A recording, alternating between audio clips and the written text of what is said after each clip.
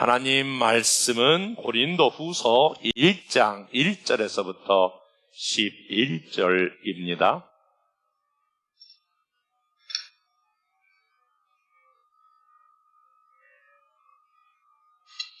하나님의 뜻으로 말미암아 그리스도 예수의 사도된 바울과 형제 디모데는 고린도에 있는 하나님의 교회와 또 온 아가야에 있는 모든 성도에게 하나님 우리 아버지와 주 예수 그리스도로부터 은혜와 평강이 있기를 원하노라.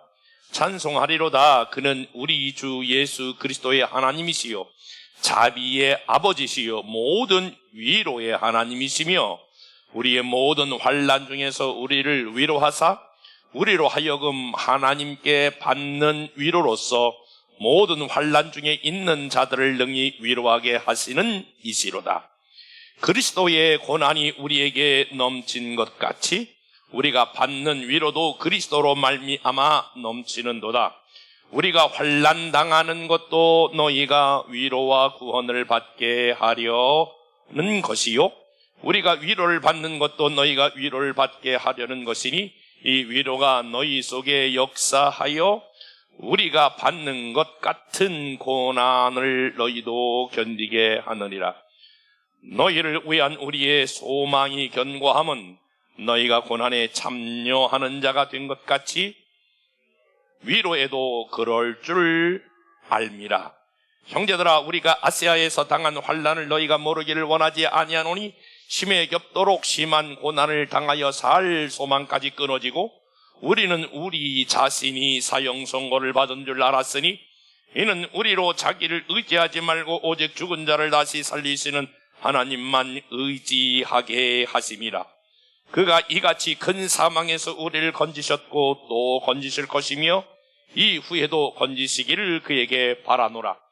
너희도 우리를 위하여 간구함으로 도우라. 이는 우리가 많은 사람의 기도로 얻은 은사로 말미암아 많은 사람이 우리를 위하여 감사하게 하려 함이라. 아멘.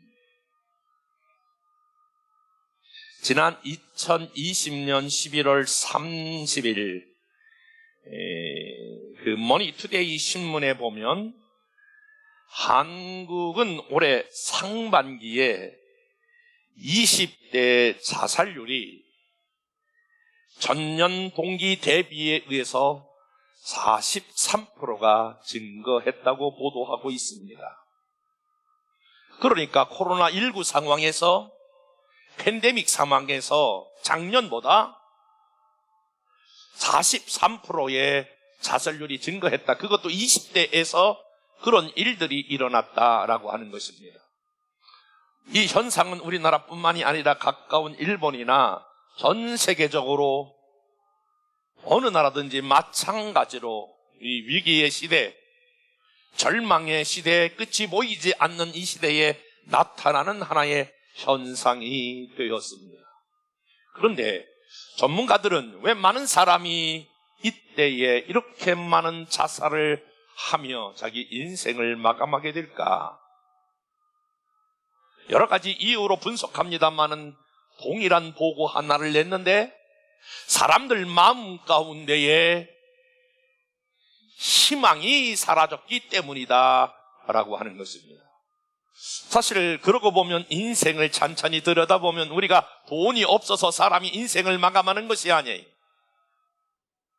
관계가 어렵다고 모든 사람들이 다 관계를 어려운 것 때문에 인생도 마감하는 것이 아닙니다. 돈이 어려워서도 아니고요, 질병 때문에 우리의 인생을 마감하는 게 아닙니다. 그러니까 사람에게서 가장 중요한 것이 있는데 희망을 놓쳐버리면, 희망을 잃어버리면, 희망이 없으면 사람은 자기의 생명을 언제라도 끊을 수 있다라고 하는 것이 보편적인 하나의 진리가 되었습니다. 이와 같이 팬데믹 상황 가운데에 어려움을 살고 있는 저와 여러분, 그런데 그것은 오늘날의 문제가 아니라 2000년 전이 사도 바울이 경험했던 동일한 고백을 합니다. 사도 바울이 그의 삶 가운데, 사역 가운데 얼마나 그가 어려웠으면 오늘 8절 마지막 부분에 심에 겹도록 심한 고난을 당하여 살 소망까지 끊어졌고, 이렇게 말합니다. 한번 같이 해볼까요? 살 소망까지 끊어졌고, 다시 한번 살 소망까지 끊어졌고. 그러니까 바울은 얼마나 어려웠는지 그가 살아갈 만한 소망이 끊어졌다는 거예요. 다시 말하면 절망의 끝에 와 있다는 거예요. 다른 말로 말하면 절망의 벼랑 끝에 지금 바울이 몰려 있다라고 하는 거예요. 오늘 우리 중에 나온 저와 여러분, 또 유튜브로 이 방송을 보고 있는 여러분, 여러분의 삶의 절망을 경험해 본 적이 있으십니까? 아니, 지나온 삶을 뒤돌아보면서 그때 내가 정말 어려웠어, 정말 살고 싶지가 않았어, 내가 그때 그냥 죽어버렸으면 좋겠어. 여러분, 그런 날들은 없습니다. 아니, 한 주간도 색깔은 좀 다르지만, 모양은 좀 다르지만, 한 주간 동안에도 절망을 경험하다가 혹시 이 자리에 오신 분들이 있습니까? 자녀 때문에 눈물을 흘리며 절망하신 분들은 없으십니까? 도저히 이 카드를 저쪽으로 막고 저쪽 카드를 이쪽으로 막아도 해결되지 않는 그런 재정적인 절망 가운데에 빠졌던 분들은 없느냐, 그런 말씀입니다. 사랑해야 될 사이가 멀어져서 다시는 회복될 것 같지 않는 그런 관계 안에 절망을 느끼신 분은 없으십니까? 무엇보다 영적인 그러한 하나의 절망, 내가 아무리 기도해도 믿음을 내가 끌어올리려고 해도 더 이상 하나님과 교제가 끝난 것 같은, 내 기도가 마치 옛날에 이렇게 맷돌을 돌리면 계속 맷돌은 돌아가는데 뭐가 이렇게 결과로 나타나지 않는 것처럼 그냥 반복적인 그런 기도, 습관적인 그런 기도, 하나님 앞에 찬양을 해도 찬양에 영감이 없는 그러한 시간들을 보내요. 영적인 절망에 빠지신 분들은 없으십니까? 혹시 여러분들이 그런 절망을, 크고 작은, 크기는 달라도 그런 절망을 조금이라도 경험하신 분들이 있다면 오늘 이 예배를 통하여 여러분의 절망이 희망으로 바뀌어지는 엄청난 은혜가 있기를 주님의 이름으로 축복합니다. 어떻게 하면 우리의 절망이 희망으로 바뀔 수 있을까요? 어떻게 하면 우리의 통곡이 우리의 찬양으로 바뀔 수 있느냐, 그런 말씀입니다.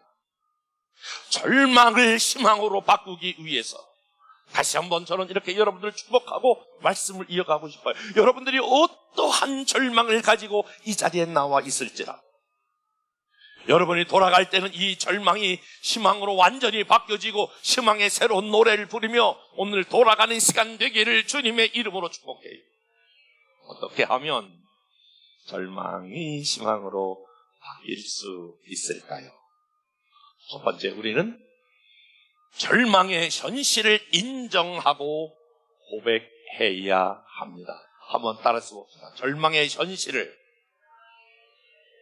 인정하고 고백하자.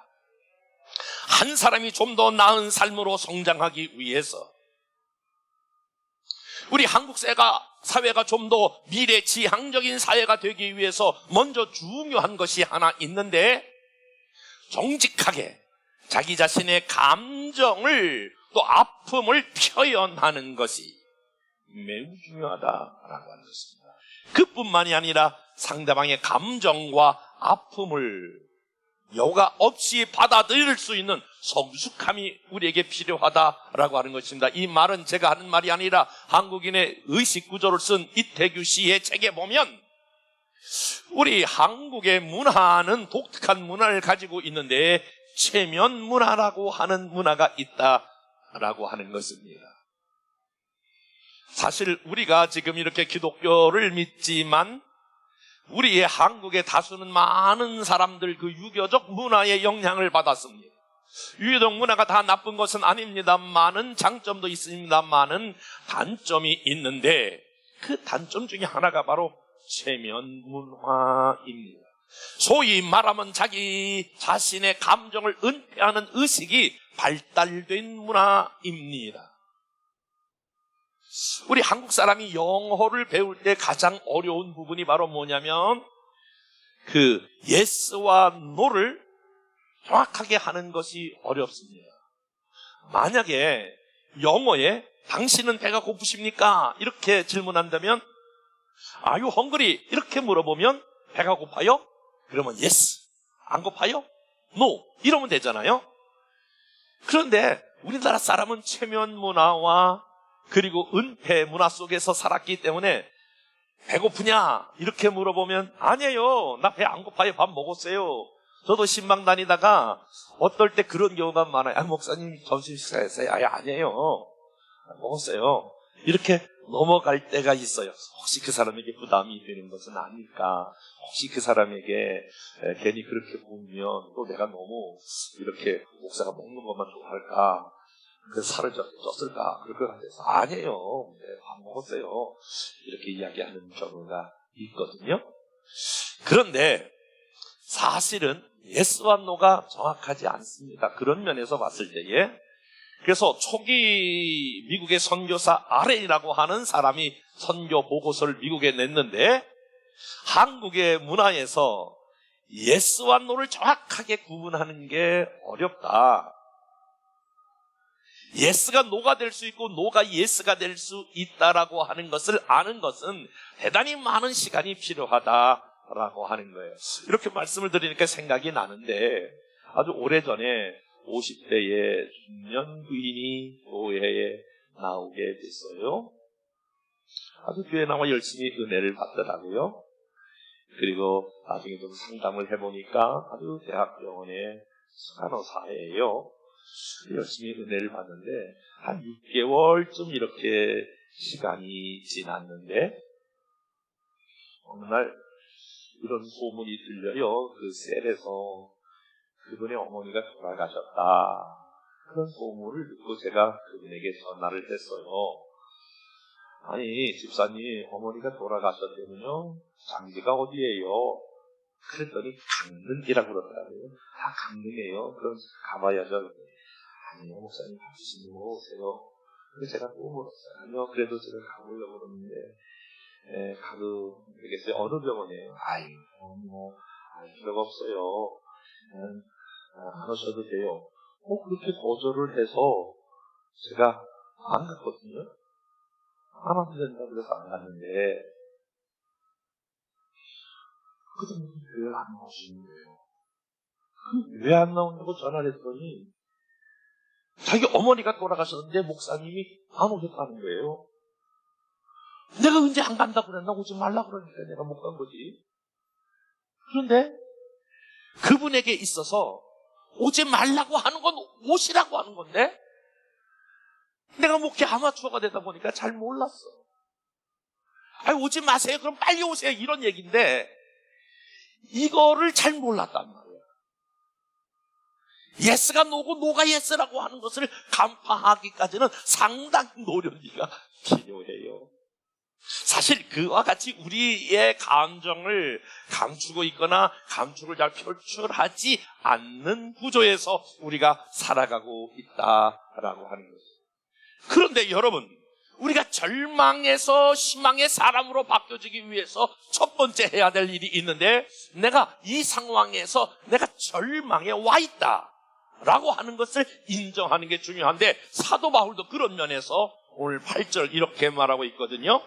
형제들아 우리가 아세아에서 당한 환난을 너희가 모르기를 원하지 아니하노니 심에 겹도록 심한 고난을 당하여 살 소망까지 끊어지고 이렇게 말하고 있거든요. 형제들아 이 말은 지금 고린도 교회를 향하여 우리가 라고 하는 말은 바울과 지금 디모데가 1절에 나오죠. 아세아에서 당한 환난을 너희가 모르기를 원치 않노라.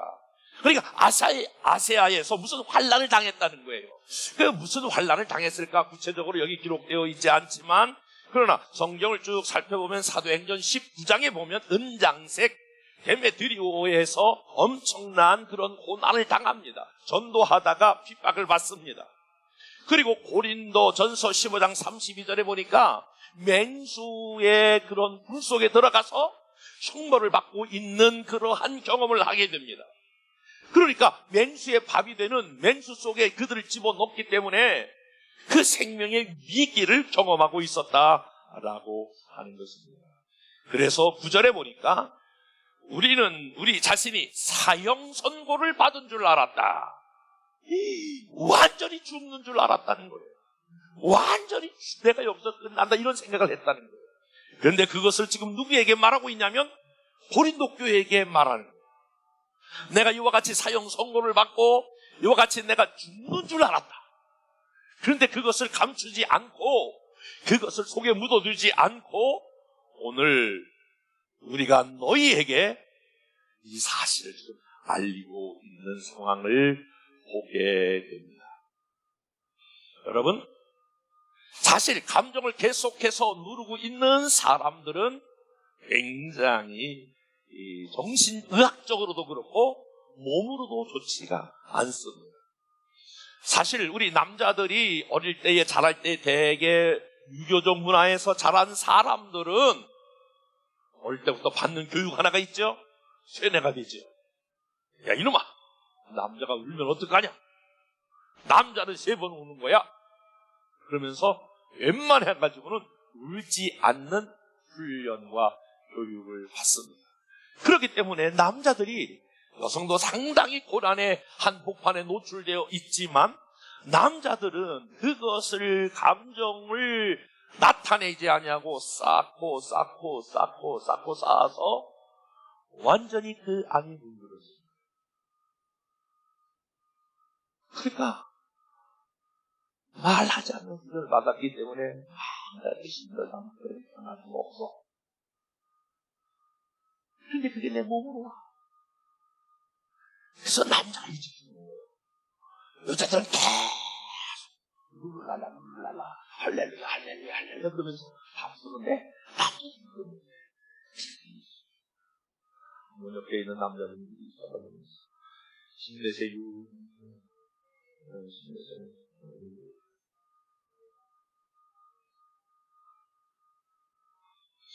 옛말에 이런 말이 있어요. 병은 자랑하라고요. 아플 때 아프다고, 내 마음이 아프고 슬플 때 슬프다고 말해야 그것이 치유의 시작이거든요. 제가 특별히 그 알코올 중독자들을 치유하는 치유 모임에 한번 참석한 적이 있어요. 알코올 중독자를 12단계의 단계를 이루면서 치유하는데 한 5-6명이 이렇게 모였고 그 치유를 인도하는 선생님이 모였더라고요. 같이 저도 이제 손님으로 이렇게 참여해 본 적이 있는데 첫 번째 스텝이 뭐냐면 어떻게 전체적인 그 과를 인도하면서 이야기하냐면 이 중독자들이 이 고백으로부터 시작을 해요. 나는 내가 오래전서부터 술을 좋아했는데 내 힘으로 내 노력으로는 이 술을 도저히 끊을 수 없어서 여기에 왔습니다. 그러니까 자기가 중독자라고 하는 것을 인정하고 고백하는 것으로부터 치유가 시작됩니다. 여러분, 하나님의 도움을 원하는 사람, 특별히 절망에서 희망으로 바뀌어지기를 원하시면 아멘. 다시 한번 여러분들이 어떤 절망이든 어떤 여러분들이 절망의 나락에 와 있을지라도 오늘 다시 한번 질문할게요. 여러분의 절망이 희망으로 바뀌어지기를 소망하면 아멘. 그러면 첫 번째 여러분들이 절망하고 있는 그것에 대해서 정직하게 인정하고 고백해야 합니다. 하나님, 나는 자녀교육에 실패했습니다. 나는 자녀교육 때문에 너무너무 가슴이 아프고 나는 가슴이 찢어질 것 같습니다. 하나님, 나는 부부 사이에 실패했습니다. 나는 말할 수 없는 고통이 내 눈물이 내 안에 있습니다. 하나님, 나는 재정을 관리하는 일에 실패했습니다. 그 많은 재정들을 나는 하나님 앞에서 잘못 관리했습니다. 나는 인간관계에 실패했습니다. 마땅히 사랑해야 될 관계가 지금 미워하고 있습니다. 근데 그거 인정합니다. 그러고 고백하면서부터 여러분 모든 치유와 회복과 절망이 소망으로 바뀌어지는 귀한 타이밍에 있게 됩니다. 이 코로나19 이 팬데믹 상황에서 저는 우리 인류가 하나님으로부터 다시 한번 여기서 벗어나는 길, 이 절망의 늪에서 온 나라가 지금 모든 나라가 다 우성이지 않습니까? 지금 코로나19보다 더 무서운 건 변이된 그런 코로나가 계속 찾아오고 있다고 하는데 저와 여러분, 온 나라가 지금 온 세계가 발칵 뒤집어지고 있지 않습니까? 이것이 주는 우리에게 교훈이 있다면 그 교훈은 여러분 뭐라고 생각하십니까? 대단한 인간, 사람을 복제할 수 있을 만큼 의학이 발달된 시대에 살아가고 있으면서도 우리는 한 가지, 이 코로나 작은 그러한 바이러스도 잡지 못하는 무기력과 그리고 무능함을 우리가 피조물로서 조물주인 하나님께 인정하고 고백하는 것으로부터 하나님의 자비와 하나님의 긍휼이 시작된다라고 하는 것입니다. 하나님, 이것이 우리 인간이 가지고 있는 한계입니다.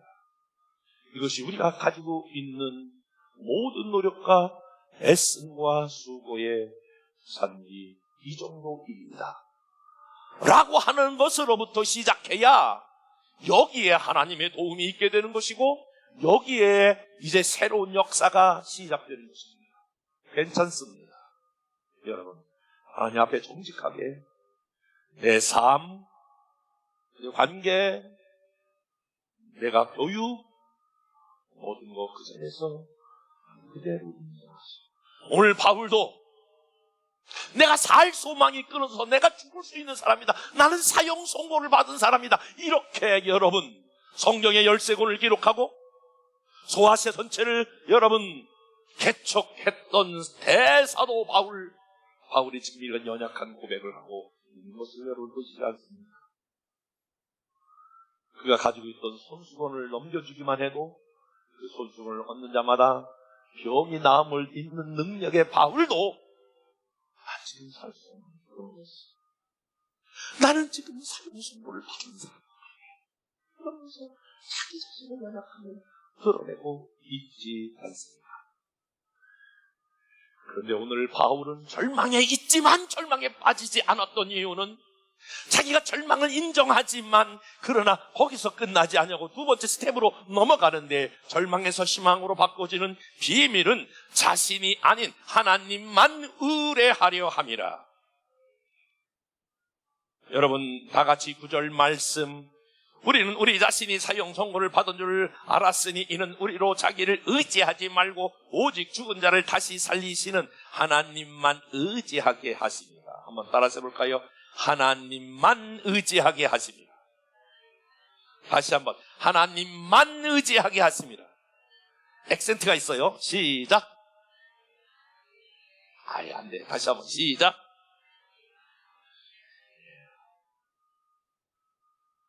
그러면 왜 하나님께서 사도 바울을 아시아에서 그런 고난을 당하게 했느냐?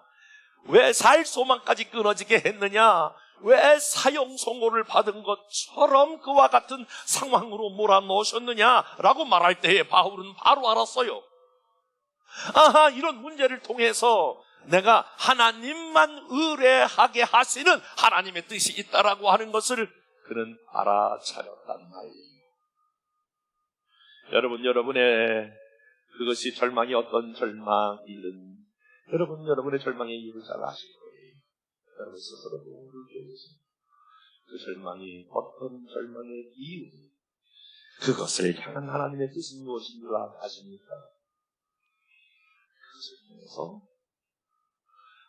여러분이 하나님만 바라보고 하나님만 의지하게 하는 그런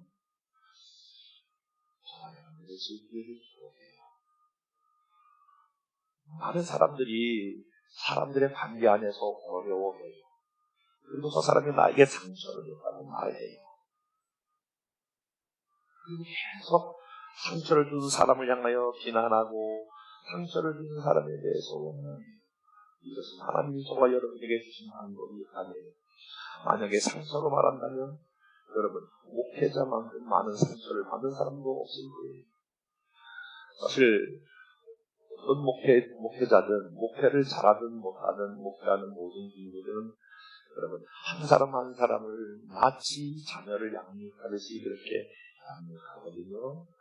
처음에 예수 믿고 교회 나오게 하고 가르치고 양육하고 훈련해서 그래서 나중에 세례받고 집사가 되고 권사가 되고 안수를 써야 되고 장로가 되고 그렇게 10년, 20년 길러놨는데 어느 날 간다라고 하는 말도 없이 떠나가 버리는 거예요. 여러분 부모님들이 생각해 보세요. 여러분이 여러분의 자녀를 잘 양육했는데 있는 돈, 없는 돈, 있는 정성, 없는 정성 다 그렇게 가르쳐 놨는데 어느 날 떠나가는데 말도 없어요. 그것까진 들을 수 있다고 생각하는데 어느 날 갑자기 잘 길렀느니 못 길렀느니 훌륭하게 길렀느니 못 훈렸느니 그러면서 부모를 욕한다고 생각해 보세요.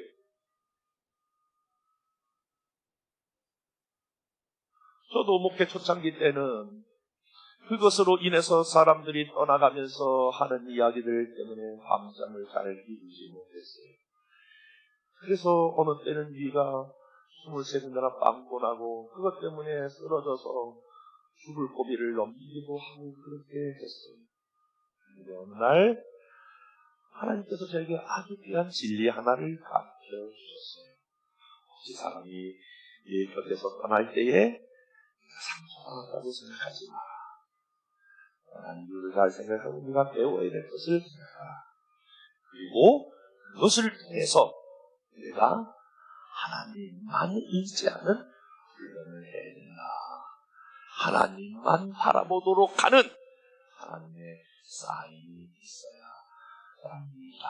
라고 하는 말씀을 주셔서 그다음부터 사람이 없이 있다가 떠나갈 때에도 하나님 나의 영성을 깨닫해야지 라고 얘기하는 것이 그리고 거기서 교훈을 삼고 맞아 이때 내가 더 하나님을 의지해야지 하나님을 더 바라봐야지 그러면 그것이 상처가 되는 것이 아니라 배움이 되고 하나님을 더 많이 의지함으로 하나님께서 주시는 은혜와 능력을 경험하게 되었다라고 하는 거예요.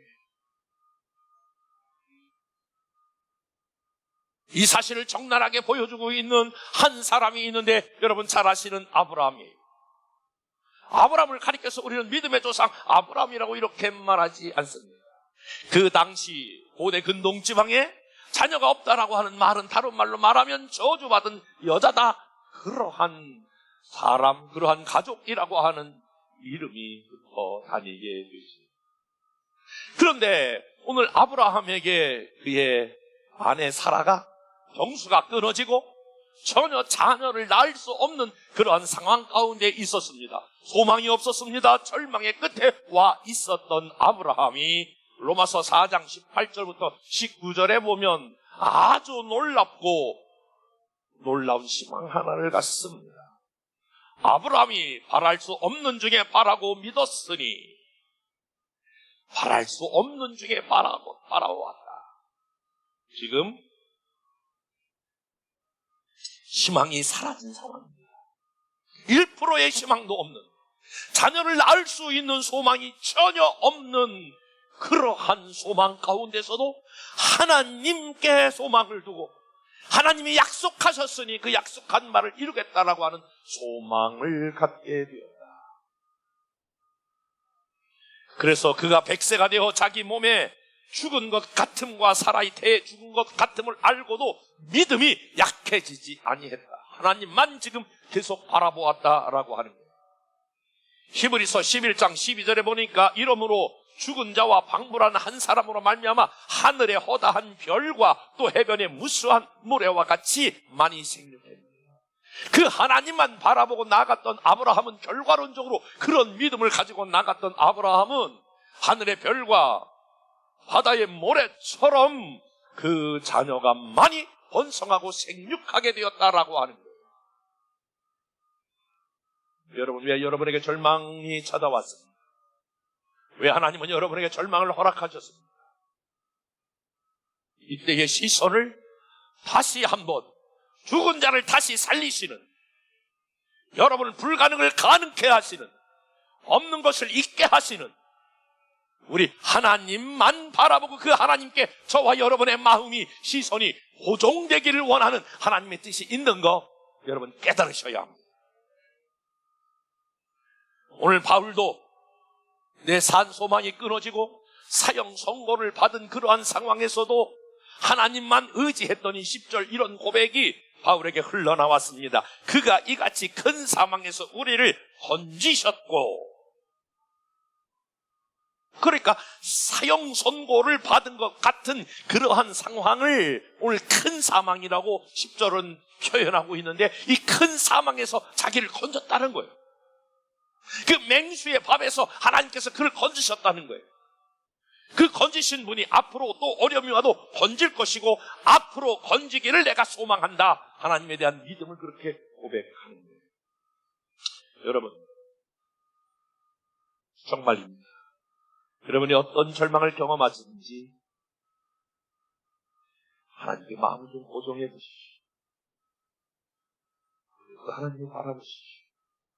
그리고 그 하나님과 동행해 보십시오.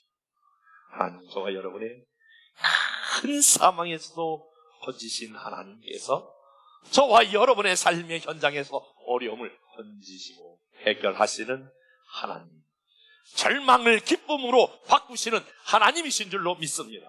세 번째로 우리가 절망을 희망으로 바꾸는 비밀 중에 하나가 서로에게 희망이 되는 도움을 주어야 한다라고 하는 거예요. 따라서 해봅시다. 서로에게 희망이 되는 도움이 되자.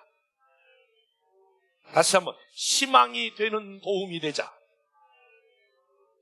우리가 하나님만을 바라볼 때에 하나님이 우리를 어떻게 도우실까요? 하나님 원칙이 하나 있어요. 이건 100%예요. 하나님이 도우실 때에, 우리가 하나님만 바라보는 자에게 하나님이 도우시는데, 도우실 때 어떻게 도우시느냐? 하나님은 사람을 통하여 도우세요. 반드시 여러분 도울 사람을 하나님이 보내주신다, 그런 말이에요. 그래서 저는 기도할 때에 우리 자녀들에게도 그렇고 우리 교인들을 위하여 기도할 때마다 이런 기도를 늘 멈추지 않고 해요. 하나님, 오늘도 저에게 만남의 복을 주세요. 여러분이 만나는 사람 다 좋은 사람이 아니라, 다 여러분의 이익된 사람이 아니라, 여러분을 해할 수 있는 사람, 여러분의 믿음을 떨어뜨릴 수 있는 사람, 여러분의 신앙을 무너뜨릴 수 있는 사람, 그런 말, 그런 유혹 가운데 우리가 얼마나 많이 살아가는지 몰라요. 그러나 우리가 하나님만 바라보고 그분을 신뢰하면 하나님이 여러분을 하나님이 보낸, 하나님에게 도움을 주는 사람들로 하나님이 보내주실 줄로 믿습니다. 저는 목장에서 수십 번, 수백 번, 수천 번 경험하는 게 그런 거예요. 정말 어떻게 그런 사람을 하나님이 보내주시는지. 교회가 막 지하실에서 막 물이 새고 또 이상 살아가고 있는데, 하나님 여기서 이렇게 어떻게 우리는 기도할 때에 그때에 빨간 장막을 하는 기사를 흘러다가 앉아있다. 맨날 두리번하고 말씀만 하고 있던 그분이 하나님 여기서 벗어나게 해주시오. 그분이 자기 여러분을 이해를 하고 여러분을 수고하고, 그리고 그분은 또 다시 교회에 나오자 상상의 신분은 그걸 알 수가 없어요. 그리고 우리가 2층에서 3층 쪽에서 확장할 때도 그분이 없어 그러는데 다시 그분이 나와요. 그분이 나와서 다시 신망하라고, 신망해달라고 신망했어요. 헌금을 했어요. 여러분께서 3천만 원. 이 땅 샀어요. IMF 걸렸어요. 정말 IMF 걸리면 이자 감당하기 어려워요. 그분이 전화하고 그분이 전화가 목사님, 그건 때문에 고생하죠. 우리 350만 원씩 1년 6개월 벌어서 사는 그거부터 시작했어. 금년 하나님, 하나님께서 이 목사님께서 하나님 먹을 게 없으면 큰 사람이 먹을 게 없어요. 그런 마음이 하나님은 저와 여러분의 큰 사망에서 넉넉히 건지실 하나님인데, 사람을 통하여 여러분에게 하나님의 도움의 손길을 주실 수 있습니다. 2월달 이제 내일부터 시작하는데 여러분 그렇게 기도하셔야 합니다. 하나님, 돕는 자를 보내어 주시옵소서. 도울 수 있는 도움의 만남의 손길을 허락하여 주시옵소서.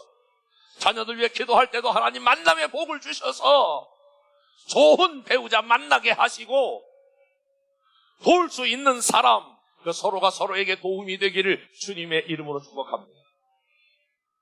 하나님께서 여러분에게도 도움이 되지만 여러분에게도 또 다른 사람에게도 여러분이 도움이 되어야 합니다. 11절 다 같이 한번 읽어볼까요? 11절 시작. 너희도 우리를 위하여 간구함으로 도우라. 이는 우리가 많은 사람의 기도로 얻은 은사로 말미암아 많은 사람이 우리를 위하여 감사하게 하려 합니다. 지금 대사도 바울은 고린도 교회를 향하여 이렇게 말합니다. 나를 좀 도와달라. 너희도 우리를 위하여 간구해달라. 도와달라고 하는 말, 지금 나를 위해 기도해달라고 하는 말이에요. 대사도 바울이 지금 고린도 교회를 향하여 나를 위하여 기도해달라. 많은 사람의 기도로 얻은 은사가 있는데 이 은사로 말미암아 많은 사람의 그 은사로 내가 살리려 합니다. 이렇게 있거든요. 여러분, 하나님께서 하나님만 바라보면 여러분들에게 좋은 사람이 붙여줄 뿐만이 아니라 우리가 서로에게도 여러분들이 또 다른 사람을 살리고 회복하는 일 가운데에 쓰임받기를 축복합니다. 하나님께서는 여러분에게, 여러분 이웃들에게 작은 친절을, 작은 사랑을, 조그만 기도 하나라도, 또 작은 도움이라도 여러분들이 다른 사람을 도울 수 있는 작은 천사로, 작은 그리스도로 파송하시기를 원합니다. 여러분의 말 한마디, 여러분의 손길이 다른 사람을 회복시킬 수 있음을 여러분들이 믿으셔야 합니다. 요 근래 제가 여러 사람들을 만나고 있는데 많이 만날 때는 하루에 한 15명 정도 이렇게 만나서 이야기하고 그런 시간을 갖습니다. 지난 수요일 날은 완전히 지방을 다녀와서 제 몸이 파리치가 되었습니다. 그리고 제 목회실 의자에 앉아서 여러 사람을 만나기 때문에 피곤이 솟아서 전화를 신고 없는데 그러다가 어떤 일 때문에 전화를 들었습니다. 전화를 했는데 전화를 안 받는데 계속해서 헛머리만 울리는데 왜 전화를 안 받으실까? 한 번 했는데 똑같이 받지 않고 컬러링만 울리는데 두 번째 컬러링이 울리면서 거기서 나오는 노래 가사가 제 마음을 비고파는데 그래서 전화를 하다가 말고 컬러링 하다가 이렇게 놓고 눈물을 닦으면서 다시 한번 했어요. 근데 이번엔 큰 감동으로 밀려오는 거예요. 그리고 다시 눈물을 씻고 맞아, 내가 이렇게 살아야 되겠구나. 맞아, 이건 하나님이 나에게 주신 메시지구나. 그리고 그 메시지를 내 마음에 쓰였어요. 그리고 오늘 그 컬러링을 여러분과 함께 읽으려고 그래요. 그 노래의 가사말은 제목은 꿈이 있는 이유, 이런 노래예요. 노래의 가사, 찬양의 가사는 이렇게 시작해요. 삶의 작은 일에도 그 마음 알기를 원하네. 그 길, 그 좁은 길로 가기를 원해. 나의 작음을 알고 그분의 크심을 알며 소망 그 깊은 길로 가기를 원하네. 저 높이 솟은 산이 되기보다 여기 오름직한 동산이 되길, 내 가는 길만 비추기보다는 누군가의 길을 비춰준다면 내가 노래하듯이 또 내가 이야기하듯이 살길 난 그렇게 죽기 원하네. 삶의 한 절이라도 그분을 담기 원하네. 사랑 그 높은 길로 가기를 원하네. 여기 반복되는 가사 중에 하나가 저 높이 솟은 산이 되기보다 여기 오름직한 동산이 되어 내 가는 길만 비추기보다는 누군가의 길을 비춰준다면 난 그렇게 살고 그렇게 죽기를 원하네.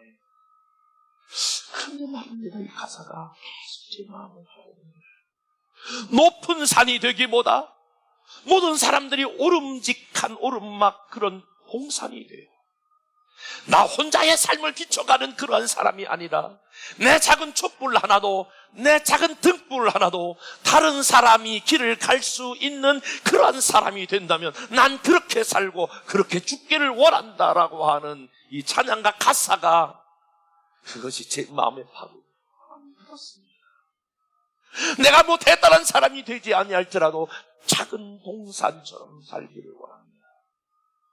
나 혼자 먹고 살고 나 혼자 살아가는 그런 삶이 아니라 누군가에게 작은 기쁨이 될 수 있다면, 누군가에게 작은 희망이 될 수 있다면 작은 촛불이라도 내가 들어보겠습니다. 맞습니다. 오늘 난 그렇게 살기를 원하고 난 그렇게 내 인생을 마감하기를 원합니다. 그러면서 그 고백이 기도하게 되어서 하나님, 내가 뭐 대단한 사람이 되잖아. 조그만 봉사처럼 나 혼자 그냥 연연해서, 우리 가족 정도 그냥 연연해서 사는 삶이 아니라 누군가의 희망이 되고 누군가의 격려가 되고 누군가의 소망이 되고 누군가의 등불이 될 수 있다면, 아니 그보다 작은 누군가의 등불이 된다면 난 그렇게 살고 그렇게 죽기를 원합니다. 여러분, 절망은 사명을 붙들 때에 그 사명이 희망으로 바뀌어지는 것입니다. 하나님께서 여러분을 부르실 때에 단순히 여러분의 삶에 이어가는 사람이 아니라 또 다른 사람에게 희망이 되고 용기가 되고 또 다른 사람에게 작은 격려가 되고 소망이 되고 기도가 될 수 있는 것으로 여러분 부르신 것을 여러분 믿으십니다. 그것이 여러분의 사명이 된다면 여러분은 살만한 이유가 있고 살만한 가치가 있는 희망의 사람으로 바뀌어지게 됩니다. 죽지 못해 살지요. 입이 포도청이니까 살지요.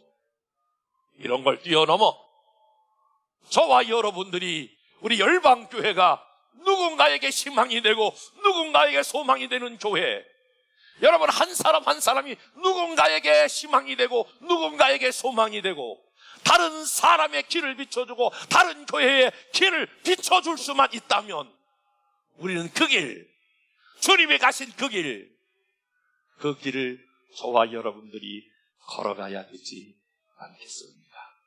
은혜와 사랑이 많으신 하나님, 절망의 끝자락에 와 있음을 인정하고 고백하게 하시고, 이때에 절망만 하는 사람이 아니라 하나님만을 의지하는 사람 되게 해 주옵소서. 하나님이 사람을 통하여 하나님의 일을 하실 때에 누군가 나에게 도움을 주는 사람이 나타나게 하시고, 나도 누군가에게 도움을 주고 희망이 주는 사람으로 이 사명이 우리의 희망으로 바뀌어지게 하여 주옵소서. 그래서 그렇게 살고 그렇게 죽기를 원하는 누군가의 길을 비추는 사람, 누군가에게 희망을 주는 교회, 이런 교회 되게 하여 주옵소서. 축복하며 예수님 이름으로 기도했사옵나이다. 아멘. 우리가 각자 삶의 영역에서 절망의 끝에 와 있음을 인정하고 고백할 뿐만이 아니라 이 모든 것을 해결하시는 하나님만 의뢰하고 하나님께서 보내주신 전사들이 있음을 기대하며 우리 자신이 또 다른 사람에게 작은 그리스도가 되기를 원하는, 그래서 절망을 사명으로 바꿔 희망의 사람들로 바꾸어지기를 원하는 하나님의 모든 자녀들 위해 이제부터 영원토록 항상 함께 하시기를 간절히 축원하옵나이다. 아멘.